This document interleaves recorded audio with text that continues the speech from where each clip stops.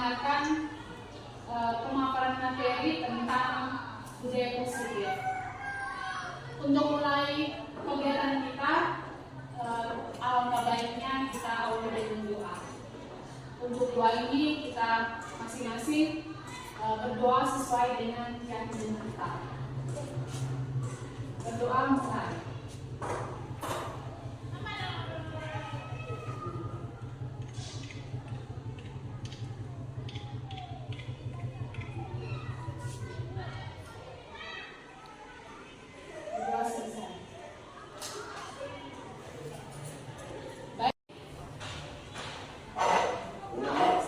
Pemaparan materinya itu tentang budaya positif. Sebelumnya kita perlu ketahui bersama bahwa budaya positif ini atau ekosistem positif ini diambil dari filosofi dari Bapak Ki Hajar Dewantara, yaitu perbandingannya di bawah hidup tumbuh-tumbuhan seorang petani. Dalam demikiannya sama kewajibannya dengan seorang pendidik yang menanam padi, misalnya hanya dapat menuntun tumbuhnya padi, ia dapat memperbaiki kondisi tanah, memelihara tanaman padi, memberi pupuk dan air, membasmi ulat-ulat atau jamur-jamur yang mengganggu hidup tanaman padi dan lain sebagainya.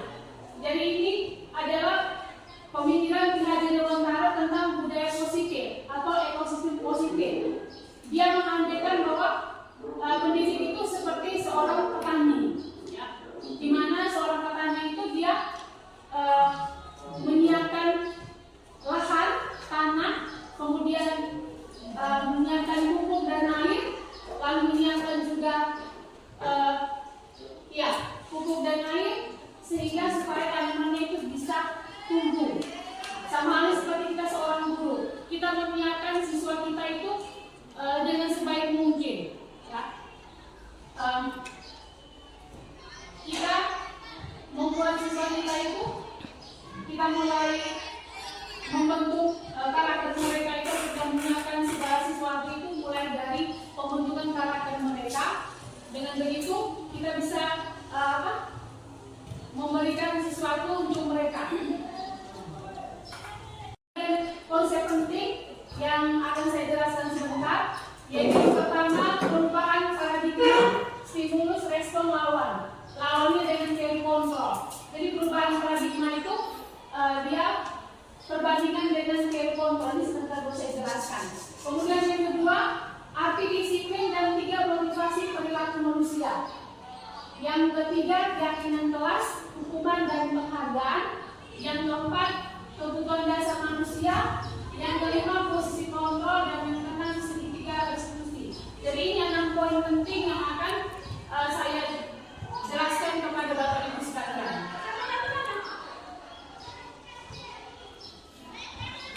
Ya, kita mulai dari poin yang pertama, yaitu perubahan paradigma dan teori kontrol. Ini perubahan paradigma dan teori kontrol ini merupakan institusi kontrol dari Dr. William Glasser. Beliau menuliskan bahwa teori kontrol ini berdasarkan beberapa ilusi. Yang pertama itu adalah ilusi bahwa semua muatan positif, efektif, dan bermanfaat. Ini ada 3 poin. Yang pertama itu penguatan positif atau diwujudkan dalam bentuk-bentuk kontrol. Jadi ada beberapa posisi kontrol yang akan kita guru pelajari di sebentar baru saya ini. Terus yang kedua, segala usaha untuk mempengaruhi murid agar mengulangi suatu perilaku tertentu adalah suatu usaha untuk mengontrol murid tersebut. Ya, ini dengan fungsi kontrol ini kita bisa mengontrol murid. Kemudian yang ketiga, dalam jangka waktu tertentu kemungkinan murid tersebut akan menyadarinya dan mencoba untuk menolak bujukan kita, atau bisa jadi murid tersebut menjadi tergantung pada tindakan sang guru untuk berusaha.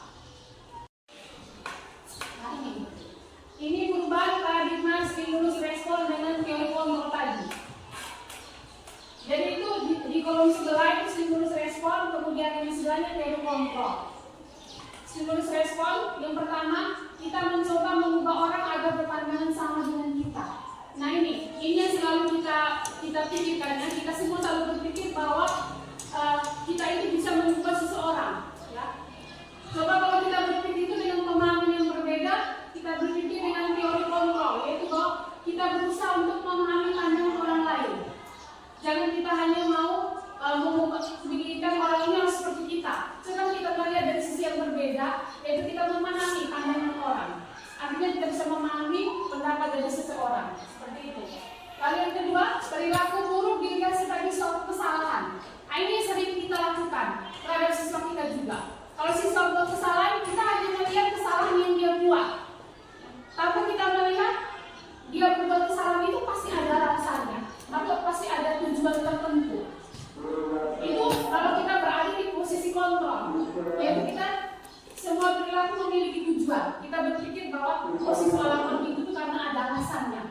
Itu kalau saja kita berada di posisi kontrol, seperti itu. Kemudian yang berikut, orang lain bisa mengontrol saya. Nah, ini juga demikian. Kita juga selalu berpikir seperti itu. Orang lain itu bisa mengontrol saya. Coba kita berpikir lain bahwa hanya Anda yang bisa mengontrol diri Anda. Iya, sebenarnya seperti itu. Yang bisa mengontrol diri kita itu hanya adalah diri kita sendiri, bukan orang lain. Terkadang kalau orang mengontrol kita, kita bisa terima dan tidak juga. Ya, Bapak Ibu? Ya. Jadi kalian kita juga bisa menerima, kalau Tuhan ikut saya harus ikut saya, begitu. Jadi seperti itu. Jadi kita tidak bisa berpikir bahwa kita bisa mengontrol orang lain, tidak. Yang bisa mengontrol diri kita adalah diri sendiri, bukan orang lain, ya. Lalu yang berikut, pemaksaan ada pada saat bujukan gagal. Ya, ini juga sama. Kita merasa gagal karena berbuat kesalahan menjadi positif terhadap dirinya. Jadi dalam tindakan menstabilkan identitas ini, contohnya gini, kita guru bisa memberikan beberapa pertanyaan yang bermakna. Misalnya kita ambil satu kasus, ya. Misalnya kasusnya itu bahwa siswa itu dapat melamar ke sekolah. Lalu kita panggil siswa itu menghadap kita, ya. Kemudian waktu siswa itu datang, kita mulai menerapkan sudah segitiga diskusi. Yang pertama itu adalah kita menstabilkan identitas. Kita tanya. Misalnya kita ajukan pertanyaan, Ibu tadi ada dengar dan kamu datang melamar. Pasti siswa menjawab, iya Ibu. Kemudian kita guru pasti akan bertanya, ya, kamu datang terlambat itu alasannya apa? Atau kalau kita bertanya bilang, kamu tahu tidak kalau datang terlambat itu adalah kesalahan? Kemudian siswa itu masih menjawab, iya Ibu, itu adalah kesalahan. Lalu kita menjelaskan, berbuat kesalahan itu memang manusiawi, yang artinya bahwa semua orang itu pernah berbuat kesalahan, ya. Tetapi kesalahan yang kita lakukan itu kita bisa memperbaikinya, ya. Jadi kita menjelaskan kepada anak bahwa kesalahan itu manusiawi, yang artinya semua orang pasti membuat kesalahan, supaya anak itu menyadari bahwa dia membuat kesalahan itu bukan berarti dia merasa dia terbebani, ya, karena dia sudah buat salah. Kita memberikan sedikit nilai positif untuk dia, supaya dia jangan merasa bahwa dia ini betul-betul merasa kayak kecewa atau merasa malu atau merasa dirinya karena sudah buat kesalahan. Itu kita memberikan pengertian seperti itu. Kemudian kita juga bisa bertanya, ya. Sudah kita jelaskan tadi bahwa bilang kesalahan itu adalah manusiawi. Kemudian kita memberikan lagi dia pemahaman, ya. Kamu membuat kesalahan itu pasti ada alasan, kan? Pasti kita akan tanya seperti itu. Tapi itu sudah masuk ke bagian validasi tindakan yang salah. Itu kita guru mulai. Di sini kita guru mulai menggali lagi lebih dalam, ya. Kita bisa berkata bahwa kamu bisa saja melakukan hal yang lebih buruk, tapi kamu tidak melakukannya. Nah, atau kalau misalnya kejadian yang terlambat tadi, kita bisa bilang kamu pasti bisa melakukan sesuatu yang lebih buruk dengan datang terlambat ini. Mungkin saja kamu bolos sekolah, atau mungkin kamu lompat dari pagar. Itu hal-hal yang mungkin lebih fatal, ya, dari kesalahan yang kamu datang terlambat ini. Kita menjelaskan seperti itu kepada anak. Lalu kita katakan juga bahwa kamu membuat kesalahan itu pasti ada alasannya. Dia tanya dia, apa alasannya? Pasti dia akan menjelaskan. Oh, alasannya itu karena bangun terlambat. Yang kedua mungkin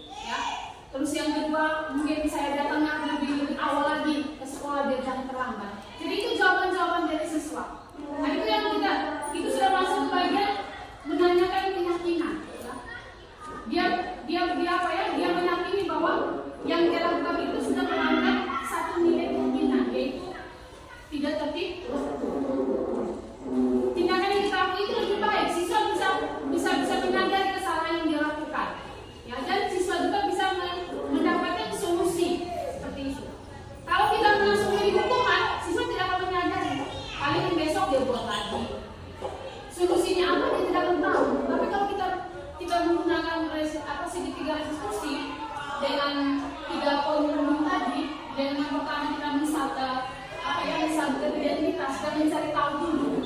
Ya. Tindakan-tindakan seperti itu yang juga harus kita gunakan. Ya.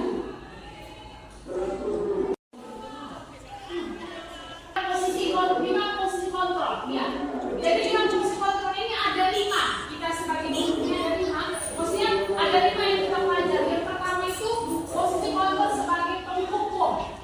Yang kedua sebagai peluang orang merasa bersalah. Yang ketiga sebagai teman. Yang keempat sebagai pemantau dan yang kelima sebagai manajer.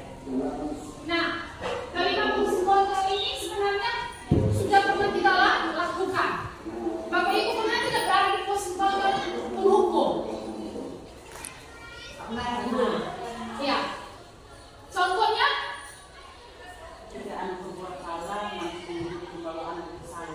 Iya, benar sekali. Tepuk tangan dulu. Jadi benar sekali ya. Kita dulu pernah berada di posisi seperti itu, ya. Posisi penghukum. Ya. Kadang kalau sudah besar kita begini, tanpa kita mengendali lagi ya. Terus yang kedua, posisi membuat orang merasa bersalah. Ini pun sama. Kita juga pernah berada di posisi yang itu. Kita membuat seolah-olah siswa itu merasa bahwa dia tuh sudah bersalah sekali, sehingga siswa itu kecewa. Membuat anak itu merasa bersalah. Misalnya di sini pertanyaan, misalnya begini, membuat merasa bersalah ini, kadang kita bilang begini, ibu tuh kecewa dengan kamu, ya. Ibu kecewa dengan tindakan yang kamu lakukan. Dengan kata kecewa ini sudah waktu anak dengan kata kecewa mereka langsung merasa bisa betul-betul bersalah sekali. Tapi sebenarnya di posisi kalau kita buat seperti itu tuh kadang-kadang tuh apalagi anak ya, mereka punya psikologis yang berbeda dengan kita orang dewasa. Mereka akan merasa bahwa bagaimana gitu ya. Kadang juga dengan begitu mereka tidak punya gairah lagi, tidak punya semangat lagi dalam bersekolah. Karena dia sudah merasa dirinya itu benar-benar bersalah. Tergantung siswa sih, ada siswa yang cuek, ada siswa yang bisa. Jadi terapkan di siswa. Ini paparan materi tentang 5 posisi kontrol ya. Baik, Bapak Ibu guru. Itu saja paparan materi tentang budaya positif yang ada beberapa konsep-konsep penting yang ada di budaya positif tadi ya. Yang pertama tadi sudah kita ya, kita sudah sama-sama sudah kita mendengarkan ada 6 poin tadi ya. Yang pertama tentang paradigma, kemudian yang kedua tentang ya, tentang 5 kebutuhan dasar ya manusia. Kemudian posisi kontrol, segitiga diskusi, dan yang terakhir tentang hukuman ya, penghargaan ya. Itu ada 5 tadi, ya ada 6 tadi ya, budaya positif. Lalu di sini Bapak Ibu sudah mendengar semua penjelasan saya tadi terkait dengan materi budaya positif. Saya minta umpan balik dari Bapak Ibu, mungkin masukan atau mungkin dalam berupa pertanyaan atau berupa komentar lainnya ya. Mau pertanyaan boleh, masukan boleh, saran boleh dari Bapak Ibu dulu ya. Artinya bisa bisa saya perbaiki ke depannya nanti ya. Silakan Bapak Ibu yang mau memberikan umpan balik bisa mengangkat tangan. Siapa?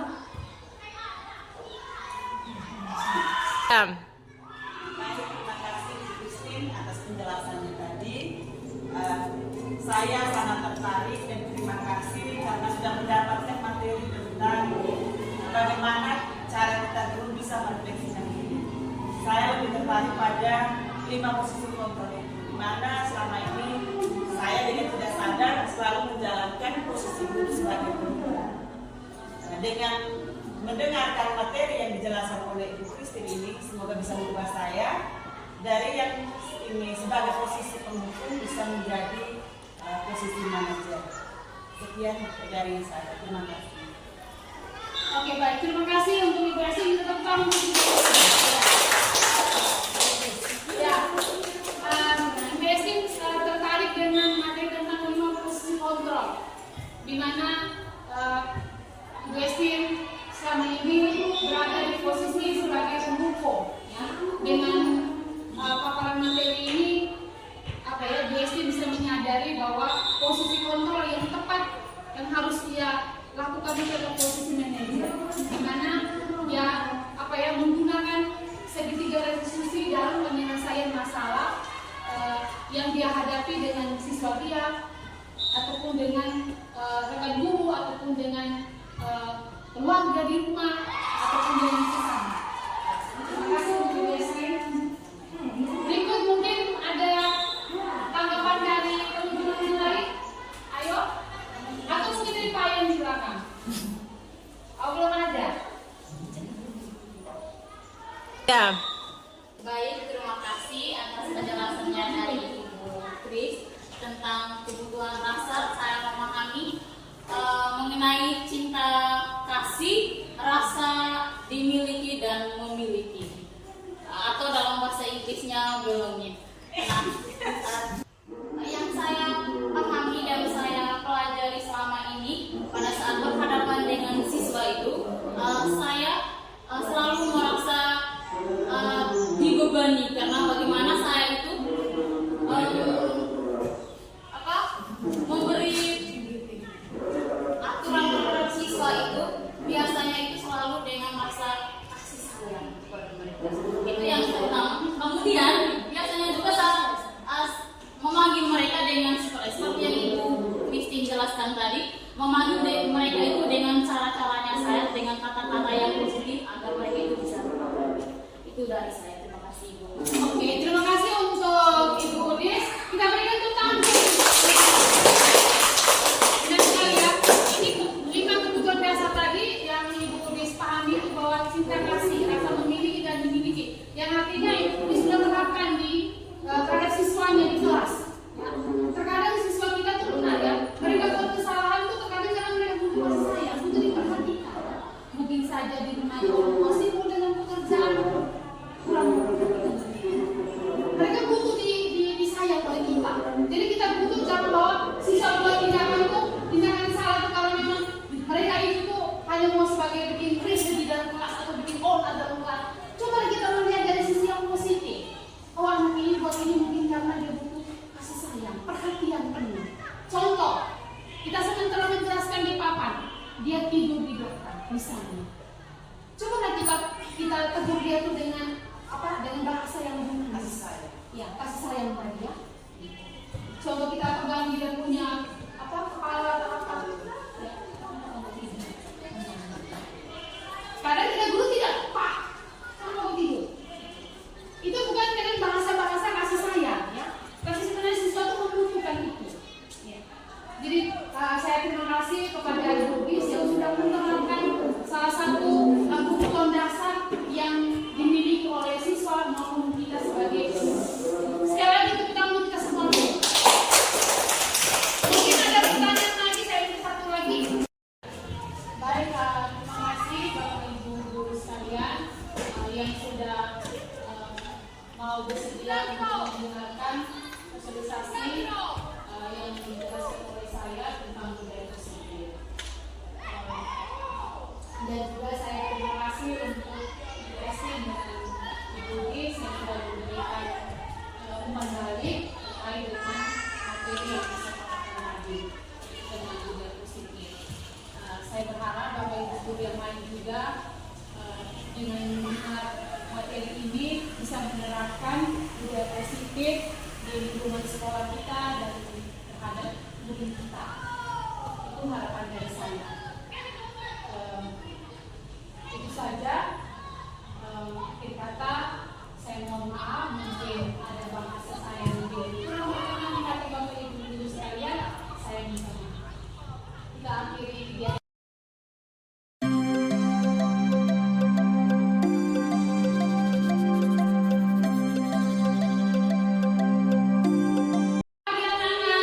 Baik.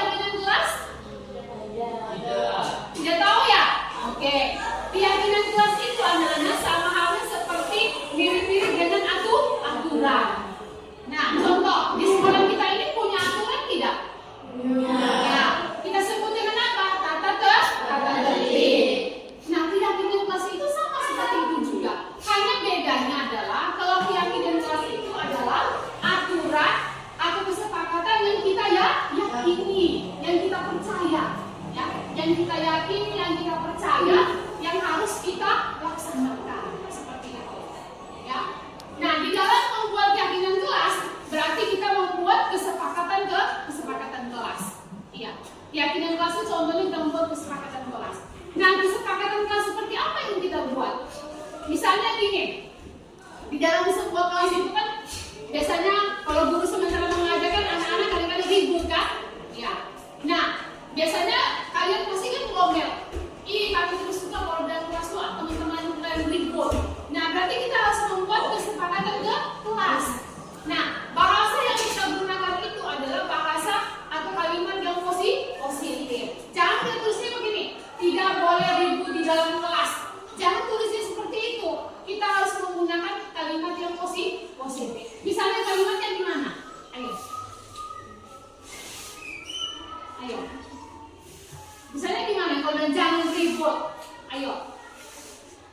Misalnya kalimat gimana kalau bilang jangan ribut? Iya.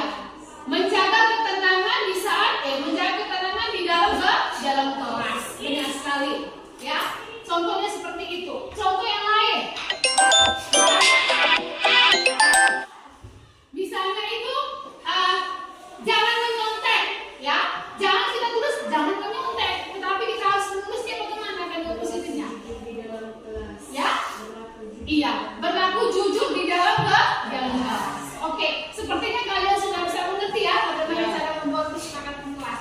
Oke, nanti Ibu akan bagikan kertas berwarna, nanti kalian menuliskan keyakinan atau kesepakatan yang kalian inginkan di dalam kertas berwarna. Nanti setelah itu kalian tempelkan di papan, ya. Setelah itu nanti kita akan memilih, kita sepakati mau berapa yang kita mau butuhkan di kesepakatan kelas yang ada di dalam kelas kalian.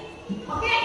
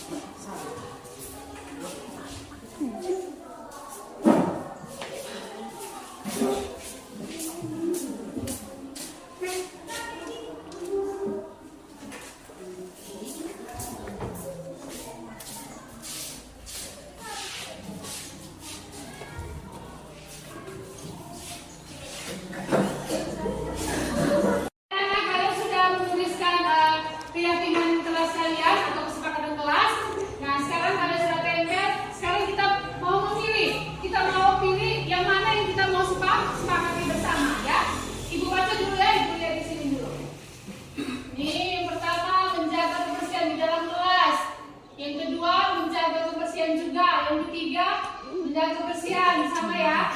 Kemudian saling menghormati, menjaga tata tertib di dalam kelas, menjaga ketenangan dalam kelas. Kemudian jaga ketertiban dan keamanan dalam kelas sama ya. Menjaga ketenangan dalam kelas, harus bersikap jujur ya. Kemudian menjaga ketenangan dalam kelas, berperilaku tenang dalam kelas, menjaga kebersihan dalam kelas, menjaga ketenangan, saling menghormati atau menghargai, menjaga kebersihan dan harus menciptakan suasana aman dan tenang. Berarti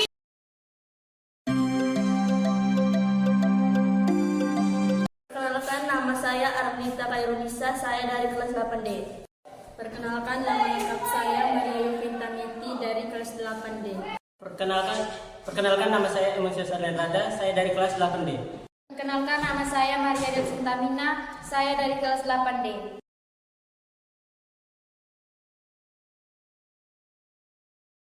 Sangat senang. Sangat senang. Saya sangat bersemangat. Sangat antusias.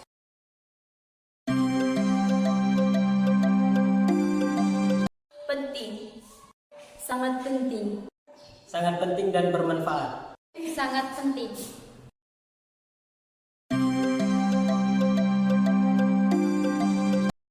Membuat saya lebih bertanggung jawab. Membuat saya lebih disiplin. Saya lebih menghargai orang lain. Membuat saya lebih mandiri.